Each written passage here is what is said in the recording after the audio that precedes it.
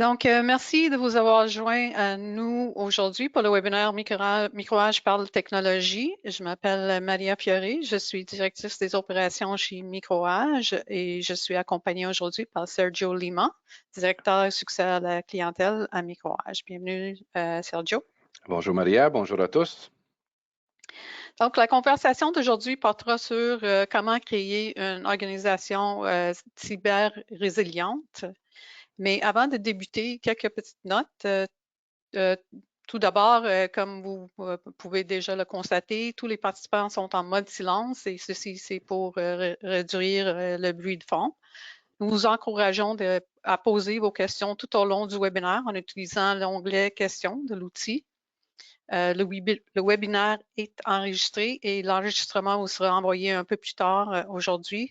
Vous pouvez le réécouter ou le partager avec des collègues qui pourraient en bénéficier. Du même coup, nous allons vous envoyer le lien vers le livre électronique que nous offrons aujourd'hui.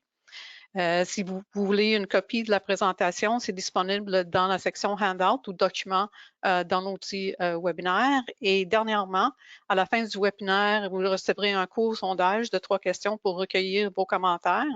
Ils sont très importants pour nous et ils nous aideront à améliorer les prochains webinaires. Alors, si vous pouvez prendre quelques instants pour nous faire part de vos commentaires, on apprécierait. Avant de passer la parole à Sergio, je prends une petite minute pour vous donner un aperçu de Microage pour ceux qui ne nous connaissent pas. Microage est un fournisseur de services technologiques avec 40 succursales à travers le pays. Nous fournissons des services et des solutions informatiques à nos clients depuis 1981. Pour nous permettre de bien vous servir, il est essentiel pour nous de comprendre votre organisation, vos opérations, vos clients, votre personnel, vos objectifs, vos défis, vos opportunités. Comprendre tout ça nous permet de recommander et fournir les services et les solutions informatiques qui vous conviennent. Donc, voilà, en quelques mots, qui nous sommes et la manière dont nous engageons avec nos clients. Sergio, je passe la parole à toi. Merci Maria, merci à tout le monde d'être venu. Aujourd'hui, on va parler un petit peu au niveau de la conversation qui disent en anglicisme le left of boom et le right of boom. Qu'est-ce que ça veut dire? J'imagine qu'on peut définir ça comme avant l'incident versus après l'incident, un incident de cybersécurité. On parle évidemment de ça. Et on va passer à travers tout ce qu'il faudrait mettre en place par rapport à la gouvernance pour s'assurer que si jamais quelque chose arrive, numéro un, il faut mettre en place certaines choses pour essayer d'éviter ce genre d'incident-là. Mais malheureusement, ce qui peut arriver, c'est qu'on subit une attaque ou un incident de cybersécurité. Puis là, qu'est-ce qu'on fait? Est-ce qu'on a un plan en place? Est-ce qu'on est capable de mitiger ou de suivre un processus qui est documenté, qu'on peut facilement passer à travers d'une façon standard, calmement. Je dis calmement, mais c'est peut-être pas un bon mot parce que souvent c'est un feu qui est pris puis il faut passer à travers. Mais le but, c'est vraiment d'être structuré dans le but de vraiment régler la problématique le plus vite possible puis de revenir sur nos pas.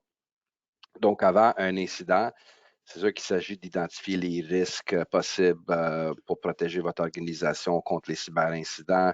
En fait, le but, c'est vraiment de mettre en place des contrôles, les mesures, des solutions pour atténuer les risques, les diminuer.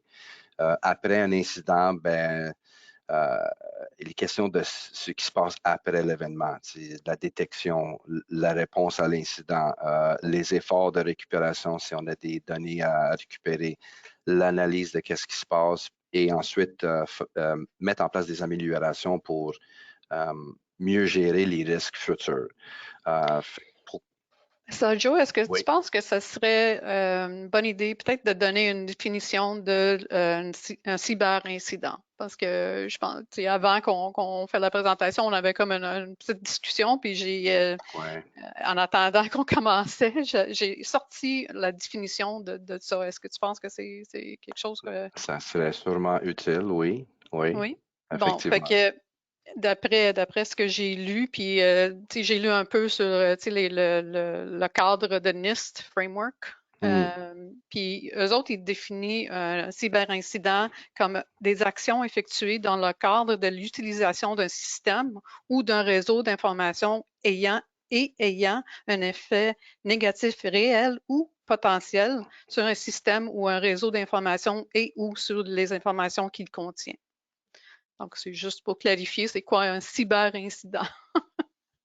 Oui, exact. Et nous, on a vu des instances chez des clients vraiment petits versus vraiment gros. On les a toutes vues. On a vu un ordinateur se faire infecter pour X, Y, Z. Et on a vu aussi les systèmes au complet, l'environnement, l'infrastructure au complet, les serveurs, les pare-feux, tout au complet tomber complètement hors fonction à cause de cet incident-là. Fait que c'est vraiment, c'est difficile de dire dans quelle catégorie que vous risquez de vous trouver dans le futur. Ça dépend vraiment, en fait, ça dépend qu'est-ce que vous mettiez en place avant et après, là, surtout avant. Puis c'est sûr que le message, c'est pour avoir une stratégie de cybersécurité bien pensée, bien équilibrée, il faut vraiment prendre en compte les deux côtés. Puis là, on va expliquer qu'est-ce qu'on fait avant un incident versus qu'est-ce qu'on fait après, puis comment les deux fonctionnent ensemble pour diminuer le tout, en fait. Donc, on commence avec, avant l'incident, l'identification, le gouvernance, excuse-moi. On parlait souvent dans le passé, dans des webinaires, les couches de sécurité qui touchent plusieurs aspects de votre entreprise, la technologie, les personnes, le business, les données, etc. Mais il y a aussi une couche de gouvernance. Il s'agit d'un ajout récent aux conversations sur la cybersécurité, même si ça a toujours été présent dans les discussions de la stratégie de cybersécurité, mais on dirait qu'on n'en parlait pas souvent de ça. C'est simplement qu'il porte le nom que tout le monde le reconnaît comme la gouvernance. Mais c'est vraiment la première étape et que ça fait partie de toute la stratégie au complet de toutes les couches de sécurité. Ça vise à établir et de contrôler la stratégie de gestion des risques d'une organisation, définir les attentes, élaborer une politique. C'est de mettre ce qu'on a dans la tête dans un document ou dans une stratégie, dans un processus pour que on puisse passer à travers ou l'utiliser le moment qu'on a vraiment besoin de faire ça et non de se souvenir de qu'est-ce qu'on avait dit, puis c'est dans notre tête ou c'est peut-être quelqu'un d'autre qui le sait. Il faut vraiment documenter. Fait que le message dans tout ça, c'est que ça prend un plan, puis il faut le documenter. Ça permet d'assurer une sensibilisation permanente aux priorités, la gestion des risques et surtout au niveau de la protection de la vie privée ou les informations personnelles, etc. Ça touche tous les domaines de la cybersécurité. Puis c'est sûr que ça tombe au niveau de la résilience cybernétique. Mais c'est la gouvernance, c'est la politique dans le fond. Puis ça s'applique comme Ouais. tu dis, les systèmes et tout, mais ça s'applique aux données aussi.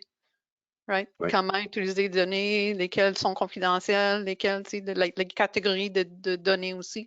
Fait que c'est vraiment une grosse Ouais. étape qui se fait, comme tu dis, d'habitude, mais là, on met beaucoup d'emphase là-dessus parce que c'est Oui. très important. Puis c'est ça. Et comment on fait ça? Ben, la première étape, ça c'est d'identifier. Identifier et regarder vos actifs. Puis quand je parle d'actifs, là, je ne parle pas juste des ordinateurs et des serveurs, mais à ce stade que les risques actuels de cybersécurité d'une organisation sont identifiés. Il faut l'identifier. Il s'agit d'identifier l'équipement logiciel, système, données, installation, les services et le personnel, évidemment. Le flux de données, les interactions, les accès aux données internes versus externes, il faut tout identifier. Qui communique quoi, comment on discute, comment que les employés communiquent avec les partenaires des clients. Dans l'éventualité que quelque chose arrive, mais il faut identifier quel système ou quelles personnes sont impactées, puis comment qu'on peut, soit pendant l'incident, continuer de rouler notre entreprise et essayer de régler le problème sans trop de dommages. Fait que tous les éléments sont analysés afin de déterminer la probabilité qu'il soit compromis, l'impact de cette compromise, qu'est-ce qu'il y aurait sur les actifs ou sur le personnel, en fait. Donc, encore une fois, avant l'incident, on essaie de protéger, on essaie de prévenir, on essaie de s'assurer qu'on n'est pas vulnérable. Une fois que vous avez identifié les actifs, analyser, évaluer les risques. L'étape suivante, c'est vraiment de mettre en place les contrôles, les mesures nécessaires pour réduire et atténuer ou de réduire les risques d'un cyberincident. On en parle souvent dans nos webinaires. Voici une liste de contrôles et mesures. On dit contrôles et mesures, mais effectivement, c'est des solutions et services de sécurité qu'on peut mettre en place à plusieurs façons, plusieurs étapes, j'imagine, que ce soit la gestion des correctifs, l'authentification multifactorielle, la protection des ordinateurs par rapport à un antivirus, la formation et la sensibilisation à la cybersécurité pour vos employés. C'est toutes des contrôles et des mesures, des solutions qu'il faudrait penser à mettre en place dans le but de protéger avant un incident.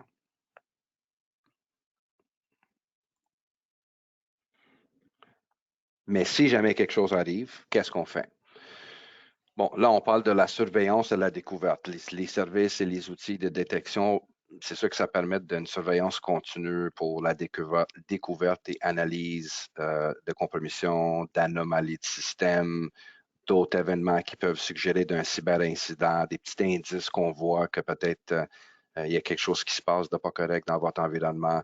La détection est importante pour la réussite des actions de réponse aux incidents, c'est sûr, parce que quand quelque chose arrive, si on n'a pas de détection, on n'a pas de log, on n'a pas d'audit, on a zéro visibilité de qu'est-ce qui s'est produit, c'est difficile d'essayer d'attaquer ou de mitiger ou de régler ce problème-là. Mais la détection permet de savoir qu'il y a quelque chose, là, sinon quelqu'un peut être là pendant longtemps, puis on avait déjà vu ça, là, où certains attaques ou certains cybercriminels étaient là pendant des journées, des semaines, des mois. Exact. Fait que c'est ça. Fait il y a beaucoup de monde qui pense que quand on parle d'un EDR, la détection et réponse des terminaux, le Endpoint Detection and Response ou antivirus de nouvelle génération, il y a beaucoup de monde qui penserait peut-être que c'est une forme de protection avant l'incident. Mais en fait, c'est comme le service de police. Ils sont là pour nous protéger, mais techniquement, on les appelle quand quelque chose arrive. C'est un peu le même concept au niveau du EDR. Ils sont conçus pour surveiller en permanence les incidents de sécurité ou un appareil sur un terminal ou une machine. Mais ces outils qui sont installés sur l'appareil d'un employé, ça détecte, alerte, ça répond immédiatement. Et dans certains cas aussi, ils peuvent rapidement détecter et arrêter des logiciels malveillants ou des rançongiciels sur une machine avant que ça se propage. Fait que théoriquement, c'est la même chose pour la chasse aux menaces, dans le fond. Là. Ils sont là, puis ils protègent, mais oui, le threat hunting ou chasse aux menaces, c'est la même chose un peu. C'est une solution de cybersécurité qui analyse un réseau à la recherche des anomalies. X nombre de fichiers qui se font changer l'extension ou qui se font infecter, qu'est-ce qui se passe? Ces solutions font appel à des humains pour examiner des anomalies. Fait que c'est sûr que du threat hunting, chasse aux menaces, c'est vraiment des alertes, il y a du monde qui regarde pour voir si c'est quelque chose qu'il faudrait peut-être jeter un coup d'œil dessus ou est-ce que c'est tout à fait normal que ça fait ça. Qui regarde ça? Je vais peut-être sauter au quatrième point. Là. Quand on parle d'un SOC, le Centre d'opération de cybersécurité, c'est une combinaison de personnes, processus, technologies, solutions pour gérer la sécurité d'une organisation. Fondamentalement, un SOC est constitué d'une équipe d'experts en sécurité qui surveillent les systèmes 24 sur 24, 7 jours sur 7. Ils essaient de détecter des problèmes. Ces experts-là prennent également des mesures pour remédier les problèmes. Il y a d'autres outils ou des services à leur choix. Ça dépend du type d'organisation. C'est sûr que vous pouvez mettre plusieurs choses en place.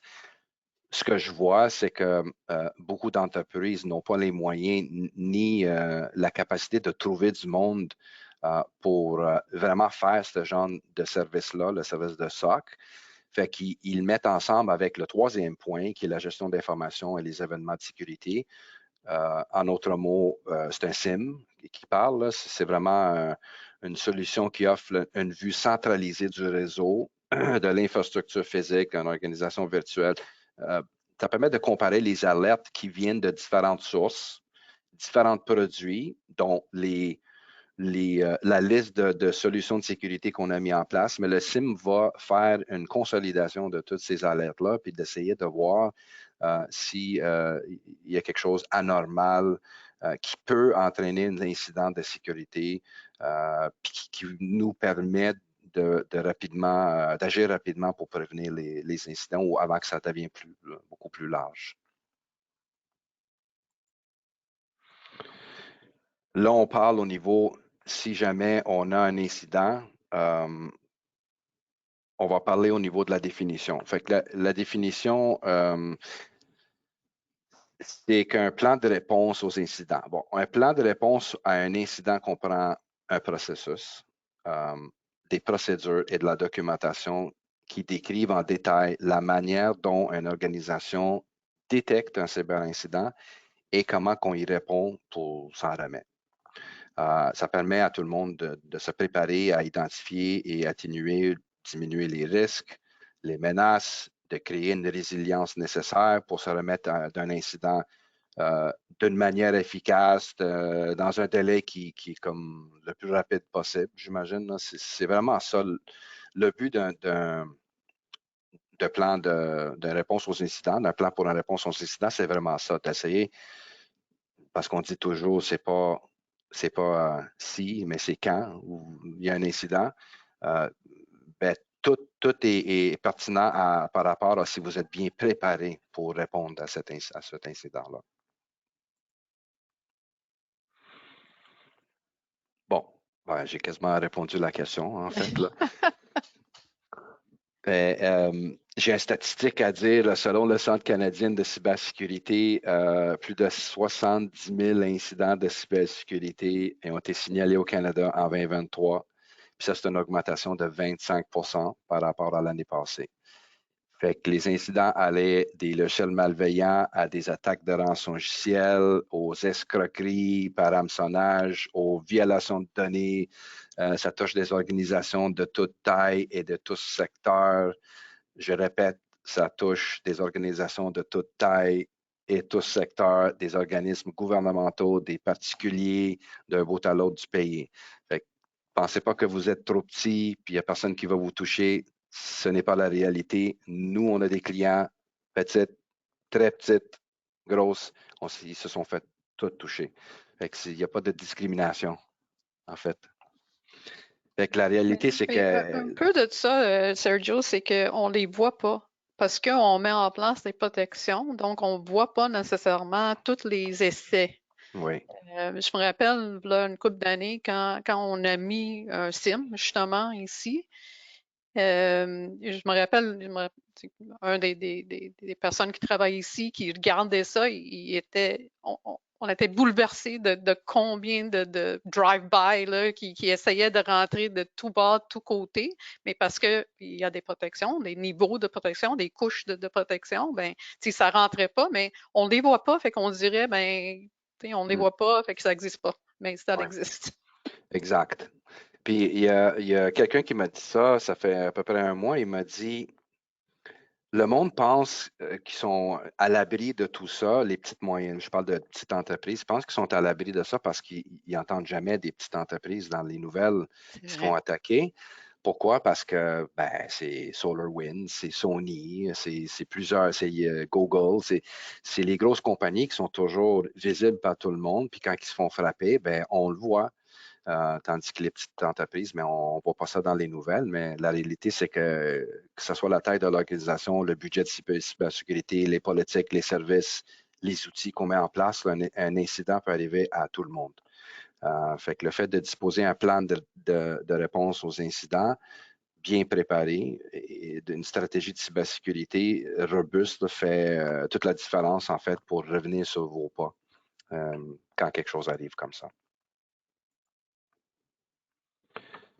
Bon, les étapes pour l'élaboration du plan. Je sais que c'est un sujet difficile parce que si je parle personnel au niveau d'avoir un background au niveau technique, il n'y a pas un technicien qui aime ça faire de la documentation. Ça s'applique dans ce cas-là aussi. Il n'y a pas une organisation qui aime faire de la documentation ou la préparation pour la gouvernance, mais on n'a pas le choix. Il s'agit de la gouvernance, identification dont les éléments contribuent à informer non seulement les stratégies de protection et les détections, mais aussi la stratégie de réponse aux incidents. Il faut être préparé pour ça. Il faut l'élaborer. Comment? Ben, les activités qui sont incluses dans le plan de réponse aux incidents doivent être alignées avec la politique de réponse aux incidents de l'organisation. Les exigences de conformité, peut-être vous avez une réglementation à suivre par rapport à votre industrie. Ça prend des politiques de réponse aux incidents qui étaient établies par les autorités. Et ça prend des rôles, ça prend des responsabilités pour les activités, qui fait quoi avec les procédures, le processus, c'est sûr, évidemment. Puis il faut tout le documenter. Pourquoi? Parce que j'avais dit dans le passé, c'est beau de l'avoir dans la tête, mais quand quelque chose arrive, c'est difficile de réagir quand il faut réfléchir puis se souvenir de certaines choses. Donc, déterminer les membres de l'équipe de réponse. C'est important. Il y a des responsabilités. Cette équipe sera chargée d'évaluer, documenter, continuer de documenter, en fait, d'être là pour répondre aux incidents, d'être là pour prendre des décisions au niveau de la restauration des systèmes, de récupérer les données, réduire les risques que l'incident se produise. Ça doit comprendre, l'équipe doit comprendre des employés avec des qualifications diverses. Ce n'est pas juste l'équipe technique qui est en charge de cette. C'est pas juste les techniciens qui sont dans cette équipe-là, mais c'est sûr qu'il doit avoir le soutien de plusieurs départements, plusieurs personnes pour coordonner le tout. Ça peut être composé de personnes extérieures aussi de votre organisation qui possèdent de l'expertise. Je donne un exemple, vous faites affaire avec un fournisseur de services gérés, bien, il peut y avoir quelqu'un de l'équipe de votre fournisseur qui fait partie de votre équipe de relève pour le plan, c'est sûr. Si vous avez besoin de quelqu'un technique avec des conseils, bien, ça prend tous les aspects, pas juste les personnes décisionnelles dans votre entreprise, mais peut-être du personnel à l'extérieur qui sont capables de donner leurs conseils avec ça. Puis aussi, il ne faut pas oublier que si jamais on va attitrer quelqu'un dans ce rôle-là, puis cette personne-là n'est plus là dans votre entreprise, bien, ça prend un remplacement, puis ça prend de la formation, puis il faut continuer de s'assurer que tout le monde est à jour au niveau du plan. Après ça, il faut élaborer le plan de communication. Fait que quand quelque chose arrive, qu'est-ce qu'on fait? On appelle qui? Fait que les communications seront essentielles, c'est sûr, pour le succès de cette réponse à l'incident. C'est important d'assurer c'est créé à l'avance. Ça contient tous les détails nécessaires pour les communications internes, les employés, les entités externes. Le plan de communication doit préciser comment, quand et avec qui ou avec quelle équipe qu'on doit communiquer. Puis je pense qu'on le voit plus tard dans les autres pages, mais c'est important de ne pas avoir ce document électroniquement parce que quand vous subissez un incident de cybersécurité, il y a des fortes chances que vous n'ayez pas accès à ce document-là. Et je pense qu'on le mentionne dans les prochains, Oui. quelque part. Mais c'est ça, il faut avoir, qui on appelle quand quelque chose arrive comme ça? Est-ce qu'on appelle le fournisseur de services gérés? Est-ce qu'on les appelle un technicien? Est-ce qu'on appelle notre avocat, notre assureur? Est-ce qu'on appelle un autre employé? Il faut documenter tout ça. Puis que ce soit une machine ou tout l'environnement au complet, il faut vraiment suivre le processus. Mais ensuite, ça nous donne la direction, ça nous dit quoi faire et quand. Puis quand on établit cette équipe-là, avec la communication, ben, il faut former les employés, tous les employés, il faut former l'équipe qui sont impliqués dans l'équipe de réponse, mais il faut vraiment aviser les employés aussi. Fait que le plan d'intervention doit être communiqué à tous les employés afin d'éviter les faux pas, des mauvaises communications, des employés qui continuent d'essayer de faire quoi que ce soit, peut-être rajouter à les dommages qui sont déjà causés. Le plan doit être revu régulièrement pour assurer qu'il est toujours à jour, ça c'est sûr. Puis une attention particulière doit être accordée comme j'ai dit, au départ d'un employé. Si jamais il faut faire des changements, ben, c'est sûr qu'il faut mettre à jour tout ce processus-là. Et on doit le répéter parce qu'on est des humains, puis on oublie, c'est normal. Fait qu'on doit répéter ou régulièrement communiquer aux employés afin de s'assurer que tout le monde est vigilant et au courant de ce qui se passe si jamais on a un incident qui se produit. Donc, si on peut voir... oui, vas-y, Marie. Non, c'est ça que j'allais dire, parce que, tu sais, juste un exemple, mettons qu'il arrive de quoi? Ben, tu sais, les clients, mettons, commencent à appeler, mais qu'est-ce que l'employé va dire? Fait que faut qu'il soit Très bon averti, exemple. qu'il connaît c'est quoi le message, au lieu de dire, ben, je sais pas, tu sais, on va vous rappeler ou aucune idée, je sais, mes systèmes sont down. Tu sais, faut avoir vraiment être prête à communiquer à un client qui appelle ou un fournisseur ou peu importe qui appelle pour dire hey, comment ça se fait que je ne peux pas rentrer dans ton système ou je ne peux pas effectuer quoi que ce soit là, avec vous autres. Comment ça, j'ai pas reçu mon paiement, peu importe, right? Oui. Puis c'est ça, ça peut être tellement sensible que des fois, on ne veut pas que les employés disent à des clients, aux partenaires qui se sont fait frapper par un incident pour le moment, pendant qu'ils sont dans l'incident, peut-être après, parce c'est sûr il faut le communiquer. Là. Mais tu sais, c'est comme dont la façon qu'on donne ce genre d'informations ou qu'on explique aux autres. Il faut que tout le monde soit sur la même page, en fait. Là. C'est pas que tu veux pas communiquer, c'est que tu le sais pas qu'est-ce qui se passe au Exactement. moment, tu es en train de Exactement. réaliser, tu es en train de figurer Exactement. qu'est-ce qui se passe, qui est impliqué, qui est Oui, impacté, fait que, oui.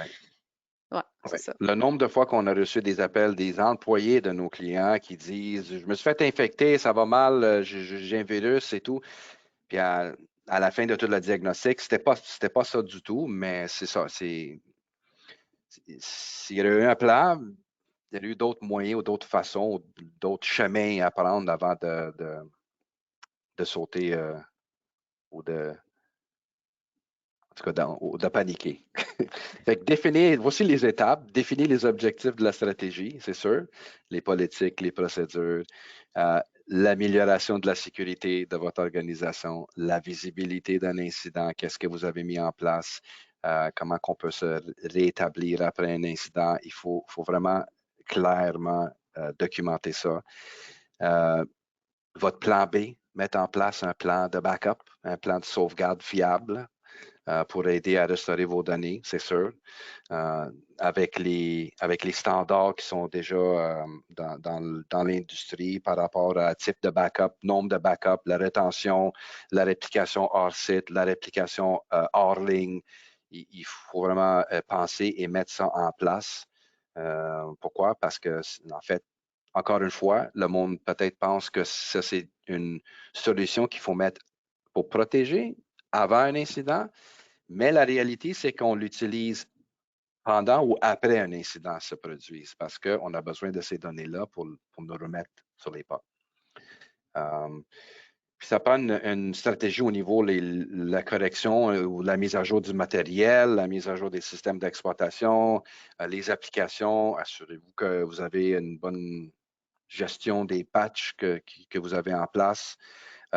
Testez régulièrement votre plan, assurez que ça répond aux attentes. Peut-être une simulation d'un incident, ça peut être un bon exercice, évidemment. Après ça, au numéro 2, on tombe au niveau de la surveillance. Fait que, assurer d'avoir quelque chose qui surveille, une solution ou une entité, une compagnie, fournisseur de services gérés qui surveille vos réseaux, vos systèmes, les dispositifs pour détecter les menaces potentielles. Documenter les événements ou les incidents potentiels aussi. Pourquoi? Parce qu'on essaie de voir un historique de ce qui se produit. Peut-être on voit des anomalies ou peut-être on voit quelque chose qui va se produire avec ce qu'on voit. Analyser les événements puis déterminer si on a vraiment besoin d'un plan d'intervention dans un incident, quoi que ce soit. Ensuite, on tombe au niveau de la résolution. Fait il faut comprendre les intrusions. Pour essayer de diminuer. Il peut s'agir d'isoler les systèmes, peut-être suspendre des accès à certaines machines, éliminer l'intrusion en restauration à partir des sauvegardes. Il y a différentes façons de le faire, évidemment. Ça, c'est plus dans le monde technique qui décide quoi faire.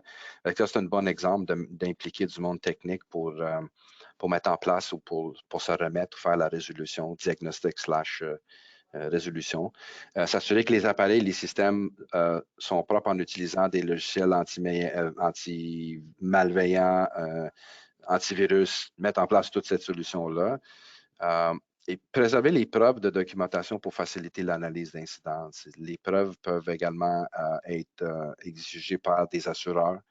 Moi, j'ai vu ça souvent que les cyberassureurs réclament de la documentation, preuves historiques, les outils, les audits, les logs, qu'est-ce qui s'est produit pendant les 3 derniers mois pour voir, pour essayer de comprendre qu'est-ce qui se produit ou qu'est-ce qui s'est produit. Puis là, ça va au 4e point qui est de comprendre, identifier la cause de première, déterminer ce qui peut être amélioré pour éviter un incident dans l'avenir. Évaluer les procédures, le processus au niveau de réponse aux incidents.